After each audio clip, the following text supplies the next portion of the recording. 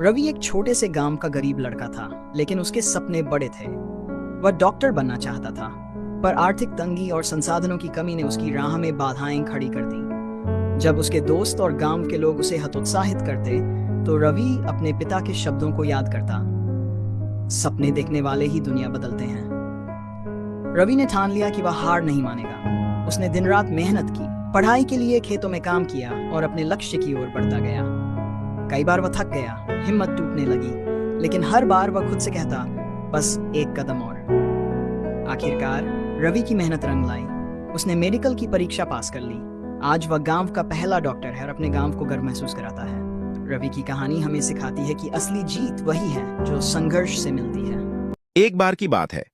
हरे भरे जंगल में एक चतुर लोमड़ी और एक मूर्ख कौवा रहता था।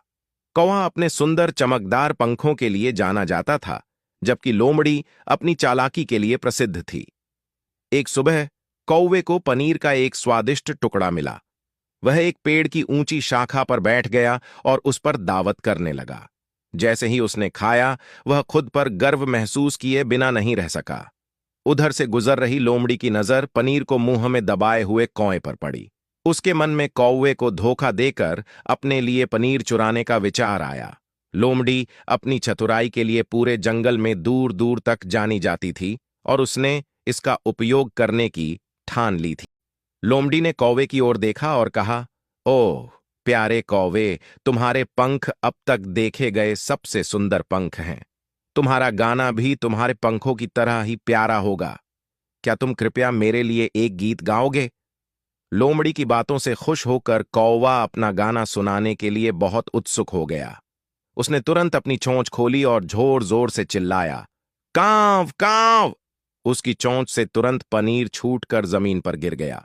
धूर्त लोमड़ी ने तुरंत पनीर छीन लिया और कहा, धन्यवाद प्रिय कौवा, आपके सुंदर गीत और इस स्वादिष्ट पनीर के लिए। कौवा निराशा से देखता रहा और लोमड़ी उसकी बेशकीमती पनीर के टुकड़े को लेकर चली गई। उसे एहसास हुआ कि चालाक लोमड़ी पर भरोसा करके उसने कितनी मूर्खता की थी।